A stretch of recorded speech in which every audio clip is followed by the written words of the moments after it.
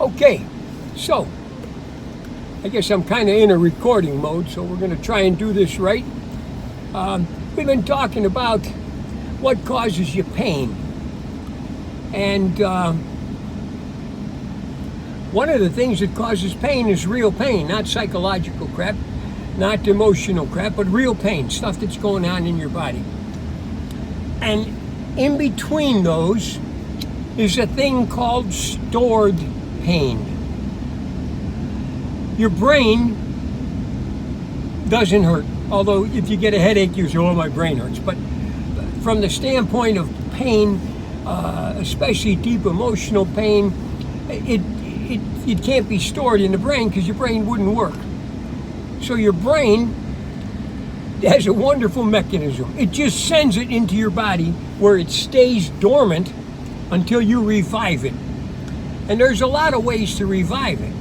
One of them is what we talked about. I was telling you about rebirthing and things like that, where you go inside and you discover what it was that's causing the pain, and then you, as part of that exercise, you relive it, and you forgive it, and it's purged from your being. All the really nasty stuff has to be gotten rid of like that. But there's all kinds of little pains that are stored up inside your being that you don't even know about. You just know that your body aches and there's not much you can do about it. You take some pills, that doesn't seem to work, or it mitigates it for a little while. It does that by numbing the brain and the receptors, of course. But the thing that happens is if you had a grid, you know, where you got lines like this and lines like that, and there's little addresses. It's like kind of like a computer, right? Remember we said the brain's a really powerful computer? What it does is at the time that it happens, as you're ready to let go of that pain in the moment, something happens, causes you a lot of pain. This is more emotional, spiritual kind of stuff, as opposed to physical. In order to clear your head of it, your body sends that collective energy to a grid location on your body. Let's say it's right here. And this is actually pretty cool. As long as that pain is there, it is contributory to the total amount of pain that you perceive as you move through your life.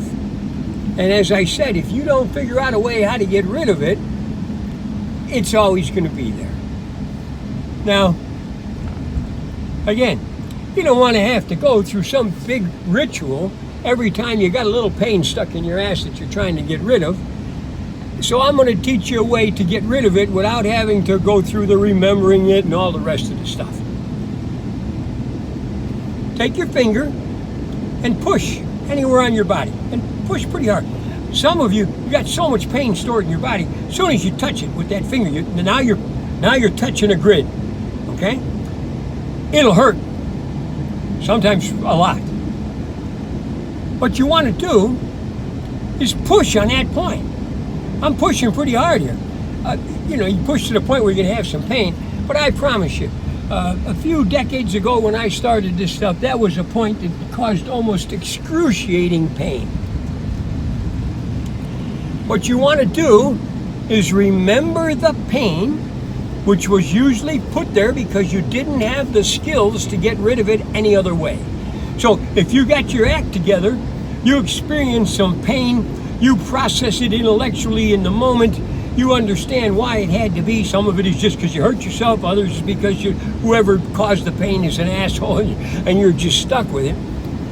But you're intellectually capable of processing the pain and letting it go. If you don't have that sophistication, as I shared with you, your brain sends it down, puts it in some coordinate on your body. Find that point, push on it, and then push on it, and you'll some of you, the pain will be unbelievable.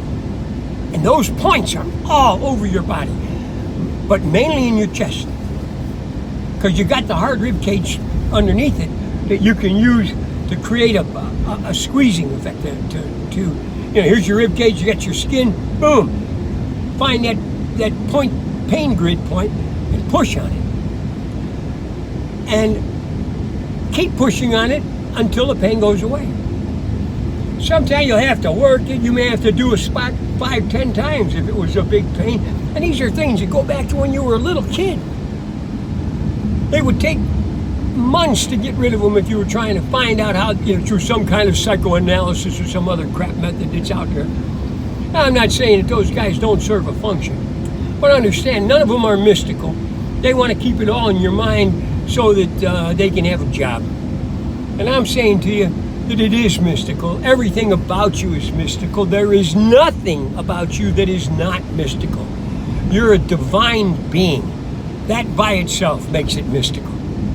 And you're also on your way to your enlightenment. That's the reason I'm here. Kick you in the ass, get you on your road to enlightenment, so you can free up all that energy that's being pissed away dealing with your pain, and now you can go back to this point and help me save the world, We don't want to lose touch of that. That's why all this is here, so you can get strong enough to help me save the world. You take that finger and you push on that point, and you'll feel that pain, and you just keep pushing. You can do a little rolling around, knead that thing, much like a therapist would do, or a rebirther would do, or a rolfer would. Rebirthers don't do it. Rolfing, people who do massage to your body. They find the pain and they work that pain until it goes away. It's the same thing. Except in this case, the pain is a stored memory. Now, if you get sophisticated at this, when you find that pain, it'll bring you back to where it came from. Keep working it, boom, it's gone. And whatever that trauma was that you were storing there, that's gone forever. Okay? And we're looking for things that'll help your pain be gone forever, which is a long time. So, here's the game, right? You push, and then as soon as you do that one, find another spot. Whoa, wow, another set of pain. Because they're all over your body. They're even on your arms and on your legs. And, what you'll find if you decide that this makes sense to you is that almost everywhere you touch, something is stored. Because your brain uses your whole body as a canvas that it works on. Like an artist. It dissipates the pain that you've suffered over your entire physical body to make it easier for you to deal with it. If it was all concentrated in one point, it would be, what's the word I'm looking for? It would be almost unbearable. Now, some of you guys and girls have a huge concentration of pain in a specific area. And that pain is debilitating. You'll walk with a limp because you got all kinds of pain in a certain place. Try this in those areas, and what you'll find is it's going to get easier to move. But it's actually going to eliminate the constrictive and limiting pain that you have across your body as you let go of this stuff. Remember that when we started this, we had a lot of objectives. One of them was to make you aware of the things that are out there that you never heard of. Just like when I first came across this stuff 35 years ago. I went, what? What? How the hell could that be? Well, for a lot of you, you're in the same box right now. I'm laying stuff on you and you're going, come on, what the hell? And then you try it and you find the results and you say, well, how could that be? And how could they not have told me? Because they don't know. Yogis know. Not people who do yoga. That's a different guy. A yogi is a practitioner of yoga who has become complete. He is the yogic exercise. Those guys, if you come to them, they're always usually, they look emaciated, but in truth, they're just muscle and sinew. Unbelievably hard and strong. Relatively small men and women who are developed yogics can exercise and demonstrate incredible amounts of strength because they've honed their body to allow that to happen. And that's what I'm trying to get you to do, is to hone your body to allow that to happen So more and more, you can become strong and less afraid. I want you to be able to go out into the world less afraid, because less afraid is probably the best you can do until you become unafraid. There's a point where you'll cross over and you'll stop being afraid, and then you'll start taking chances in life. You'll start. Remember, I told you, I don't care where you go, but go someplace different so you can begin to experience what that translates to. Bring more and more inputs into your life, and all of a sudden you'll start realizing is, Jesus Christ, I've been sitting here on my ass watching television. There's this whole unbelievable world out there just saying, come on, baby, let's play this game. Let's get strong. Let's go do some things that are, number one, most gratifying. You're going to start having a good time. Every time you walk out the door, your headset's going to be, I'm going out there to live my life today. I'm going to do the best job I can to meet it head on. And if I do that, I'm just going to have a hell of a good time. And that's what you want to do. Have a hell of a good time. Have a circumstance, an envelope that surrounds you of joy. Put joy in your life. Oh, God. Everybody remembers joy, right? Put some joy in your life. And you do that by, this is an exercise, a review. Sit back, be quiet a little bit, and try and remember your youth, when you were really young. Not the troubled years. Teenage years are really tough on a lot of people. But most of you, except for the few who just didn't get a good deal at all, remember wonderful things that used to give you pleasure when you were a child. My understanding is that adult coloring books have become quite the rage, especially with seniors.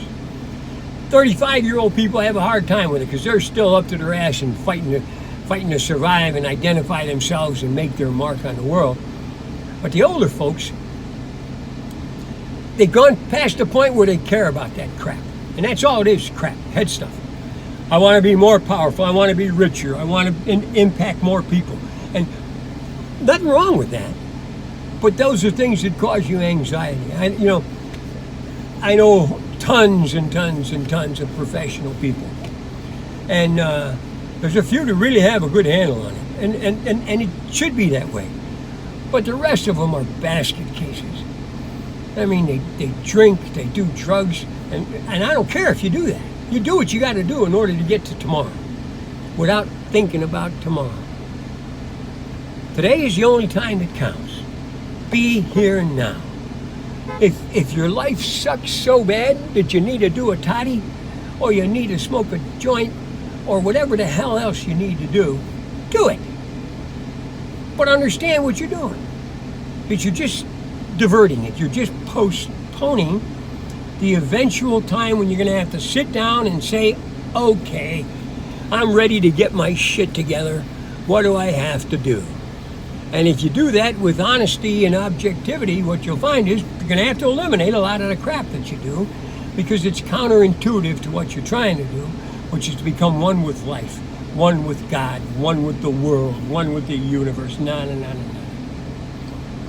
You want to get to the point to where you have so much light around you that everybody who meets you knows that you've been blessed. All these things are blessings. All you guys don't believe in that stuff, doesn't matter. It's real. And as you embrace it, you radiate even more because you're willing to share with people how you got there. Remember, I told you, what we're trying to do way in the beginning, I want you to get strong enough to where not only will you be covered, but you'll be able to say to somebody you know who's not. Last tape was talking about dealing with angry people.